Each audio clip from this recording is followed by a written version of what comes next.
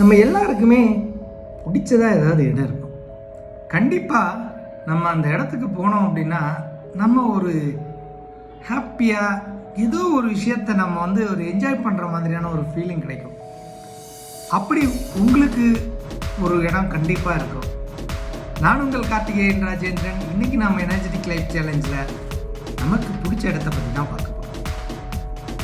நீங்கள் என்றைக்குமே உங்கள் வீட்டுக்கு பக்கத்துலேயோ அல்லது ஏதோ ஒரு இடத்துல ஒரு என்ன சொல்கிறதுனா, எப்படி புத்தருக்கு ஒரு போதி மரம் கிடைச்சதோ அந்த மாதிரி ஏதோ ஒரு இடம் உங்களுக்கு ஒரு ரொம்ப எனர்ஜெட்டிக்காக ஒரு ஹாப்பியாக உலகத்தை என்ஜாய் பண்ணுற மாதிரியான ஒரு வேல்யூ கொடுக்கும்.